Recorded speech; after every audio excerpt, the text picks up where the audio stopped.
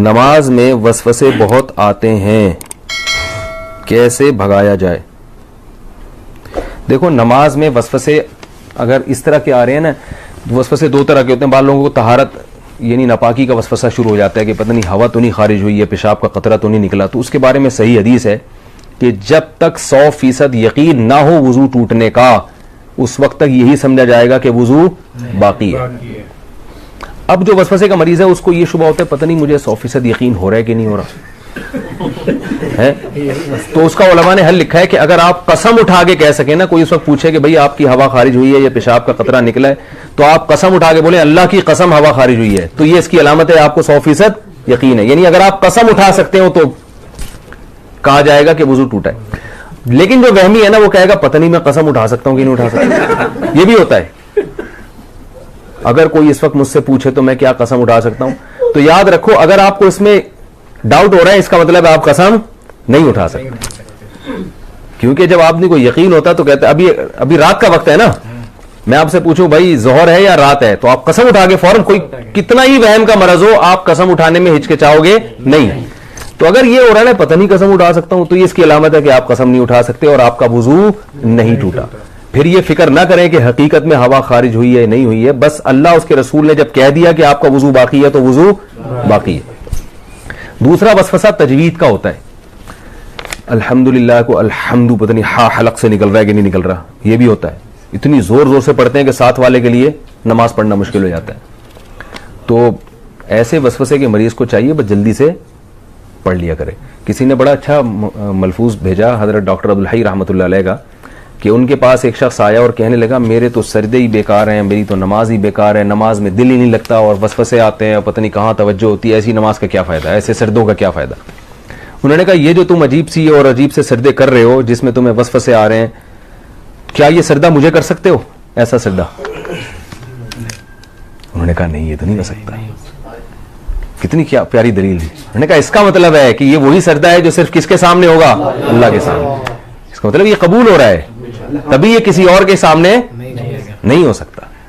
तो वहम के मरीज को चाहिए भाई, इसी तरह जिन लोगों का नमाज में दिल नहीं लगता, ख्यालात आ रहे हैं, भाई है तो नमाज ना, यही ख्यालात वाली नमाज आप किसी और के सामने खड़े होकर कभी नहीं पढ़ोगे, ये अल्लाह ही के लिए। तो ये इससे मैंने ये सुना, मुझे इतना फायदा हुआ। मैंने कहा देखो यार कितनी हौसले की बात कर ली उन्होंने। भाई टूटी फूटी लंगड़ी लूली नमाज है तो अल्लाह के लिए ना, बाकी जाहिर है दिन भर मेहनत मजदूरी करेंगे तो ख्यालात तो आएंगे। ख्याल तो ऐसी चीज है जितना भगाओ और आएगा। वो लतीफा सुना है कुत्ते वाला? वो एक पीर साहब ने किसी को, जाली पीर थे ना, तो ये तावीज़ गंडों का काम बहुत करते हैं, तो इन्होंने किसी को तावीज़ दिया और 50-60 हज़ार रुपए उस तावीज़ की कीमत ली। उस देहाती को कहा कि ये तावीज़ है 50-60 हज़ार रुपए का है, और अब उनको पता था असर वरसर तो कुछ होगा नहीं, तो पैसे ये मांगने आ जाएगा। तो उन्होंने उस गंवार को, देहाती को कहा ये तावीज़ जब असर करेगा, जब घर में जब तुम दाखिल होना इस तावीज़ को लेके, तो काले कुत्ते का तस्वुर दिमाग में नहीं होना चाहिए। अब आप बताओ कौन घर में दाखिल होता है तो काले कुत्ते का तस्वुर होता है? किसी के भी नहीं होता। उन्होंने बोला जब घर में जाओगे तो काला कुत्ता नहीं होना चाहिए। अब वो कह रहे यार 50 हज़ार रुपए खर्च हो गए और अगर काला कुत्ता दिमाग में आ गया तो सारा तावीज़ जाया। अब वो बार बार कह रहे यार ये काला कुत्ता निकले किसी तरीके से, छिटक रहा है यूं करके काला कुत्ता। वो जितना निकालोगे उतना ही दिमाग में आ रहा है। अब घर की दहलीज पे पहुंच गया तो यूं यूं करके कुत्ता निकाल रहा है, कुत्ता निकाल रहा है, और आ भी काला ही रहा है। कह रहे कमबख्त, एक तो आ भी कुत्ता रहा है और ऊपर से काला ही आ रहा है। भाई 3 दिन तक ये करता रहा है, घर में दाखिल ही नहीं हो रहा, बच्चों को बाहर निकाल दिया, खाना इधर ही दो मुझे, जब कुत्ता निकलेगा तो घर में दाखिल होगा मैं। लेकिन कुत्ते ने तो और घुसना था। बिल आखिर यही हुआ कि घर में गया तो जहन में कुत्ता था। बाद में आया वो अपने जाली पीर से कहने लगा ये असर ही नहीं। उन्होंने मैं देखा, मुझे तो पता चल जाता तुम्हारे जहन में कुत्ता था, और अकीदत होगी कि एक तो उनको पता भी चल गया। तो वसवसा ऐसी चीज है जितना निकालोगे उतना ही आएगा। इसलिए हकीम उल उम्मा हजरत मौलाना शरफ अली थानवी रहमहुल्लाह ने लिखा है कि वसवसे का हल ये है कि ना निकालो ना खुद से सोचो, जो खुद से आ रहा है आने दो, आने दो। अल्लाह जब इसी वसवसे के साथ नमाज कबूल कर रहे हैं तो ठीक है। और वुजू के बारे में सोचो ही नहीं, 3 दफा मुंह धो, उसके बाद सोचो ही नहीं यहाँ से कुछ यहाँ से कुछ। वहमी के मरीज हैं उनका कभी भी वुजू नहीं हो सकता, उनको आप तालाब में डबो के निकालेंगे ना 6-6 दफा, फिर भी नहीं होगा उनका वुजू। तो ये बहुत बड़ी बीमारी है। इसलिए जो है ये वहम ऐसी बीमारी है कि डॉक्टरों, जो नफ्सियाती डॉक्टर होते हैं ना, उनको भी बीमारी हो जाती है। ये वहमियों का इलाज करते करते जो साइकेट्रिक होते हैं ना, ये भी हवाई बात नहीं है, ये भी तहकीक के बाद बता रहा हूं कि ये जो साइकेट्रिक होते हैं ना, जो नफ्सियाती इलाज करते हैं, कुछ दिनों के बाद इनको अपना इलाज भी करवाना पड़ता है। ये हकीकत है, आप किसी डॉक्टर से पूछ लें, किसी अपने से बड़े डॉक्टर के पास बैठे होंगे, अगर मुझे ये हो रहा है, ठीक है ना, क्योंकि हर वक्त इनके पास ऐसे मरीज आ रहे हैं जो उल्टी उल्टी बातें कर रहे हैं, तो थोड़े दिन में ये भी उल्टे उल्टे सोचना शुरू हो जाता है। कोई नॉर्मल बंदा ही नहीं आता इनके पास। तभी मैं वहमियों से बहुत डरता हूं। किसी को तलाक का वहम हो गया, किसी को जनाब तहारत का वहम हो गया, तो ज्यादा फोन आते हैं, फिर मैं उसको वहमियों की लिस्ट में डालता हूं। मैं कहूं भाई तू पागल है, हमको तो नहीं पागल बनाना, तो हम भी यही सोचना ना शुरू कर दें। मैं 2-4 दफा, अब नहीं बताऊंगा मसला। तो वो क्या हुआ था, वो एक इसी तरह एक बंदा किया, उसको वहम हो गया था कि मैं बंदर हूं।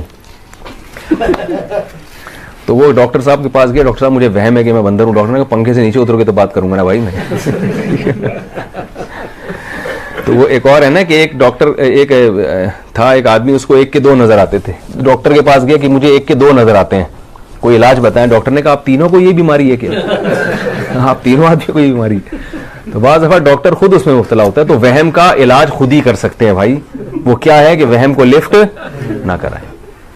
एटीएम कार्ड से ख़ास जगह से ख़रीदारी पर डिस्काउंट का हुक्म। मेरा एक बैंक अकाउंट है, इसकी तरफ से ये ऑफ़र आती है कि अगर आप फ़लाँ वेबसाइट से ऑनलाइन ख़रीदारी करें और पेमेंट इसी बैंक के डेबिट कार्ड या एटीएम कार्ड से करें तो आपको 10 या 20% डिस्काउंट मिलेगा। क्या ये डिस्काउंट लेना मेरे लिए जायज़ है या नहीं? मुसद्दिक शाह अबू ज़हबी से। जायज़ है आपके लिए डिस्काउंट लेना। आप अगर किसी ख़ास बैंक ने आपको ऑफ़र दी है कि आप हमारे ज़रिए से शॉपिंग करेंगे तो हम आपको डिस्काउंट देंगे, इसमें सूद का कोई उनसर नहीं है, ये जायज़ है, कोई हर्ज नहीं है इसमें। लेट नाइट जॉब की वजह से क्या हम फजर छोड़ सकते हैं? मैं यूनिवर्सिटी का स्टूडेंट हूँ, सुबह पढ़ाई करता हूँ और दोपहर 3:30 से रात 1 बजे तक जॉब करता हूँ। कभी इससे भी लेट हो जाता हूँ तो मेरे लिए बहुत मुश्किल होता है कि मैं फ़जर की नमाज़ पढ़ूँ। तो मुझे मशवरा दे दें कि मैं क्या करूँ, जबकि जॉब करना भी ज़रूरी है। कासिम तारिक फैसलाबाद से। जनाब मेरा दीन होता, मैं आपका अल्लाह होता, माज़ अल्लाह नकले कुफर नबाशत, तो मैं आपको छूट दे देता। आप अल्लाह ने तो जो दीन बनाया है उसमें 5 नमाज़ें ऐसी फ़र्ज़ की हैं कि छूट रखी नहीं है उसमें।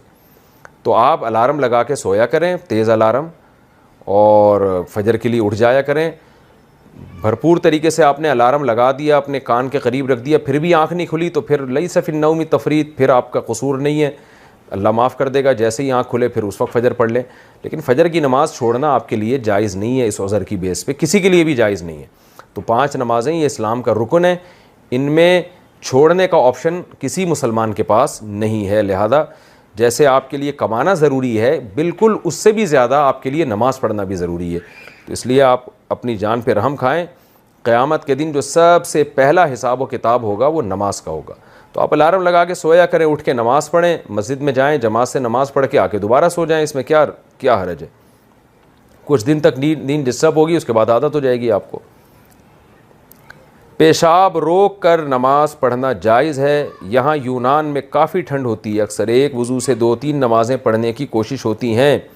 मसलन अगर असर के लिए वज़ू किया तो इसी वज़ू से मगरिब की नमाज़ पढ़ते हैं। इस दौरान अगर पेशाब आता हो तो इसे रोक कर रखते हैं और सोचते हैं कि नमाज के बाद जाकर करेंगे। अगर पेशाब रोक कर नमाज़ पढ़ना जायज़ है या नहीं? अलमास साहब यूनान से। बहुत तेज़ अगर पेशाब आ रहा है ना तो फिर रोक नहीं सकते उसको, क्योंकि नबी सल्लल्लाहु अलैहि वसल्लम से सराहतन इस बारे में हदीस है कि मुदाफ़ात अखबसैन के वक्त आप सल्लल्लाहु अलैहि वसल्लम ने नमाज़ पढ़ने से मना किया, क्योंकि उससे नमाज में दिल नहीं लगेगा।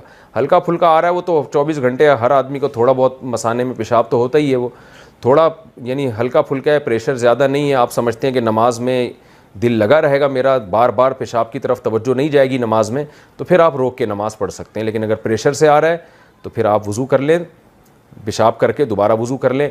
नबी सल्लल्लाहु अलैहि वसल्लम ने फरमाया सर्दियों में वज़ू से गुनाह ऐसे झड़ते हैं जैसे सर्दियों में दरख्त के पत्ते झड़ते हैं, बहुत तेज़ी से गुनाह झड़ते हैं सर्दियों में वज़ू करने से। तो ये फजीलत है। इस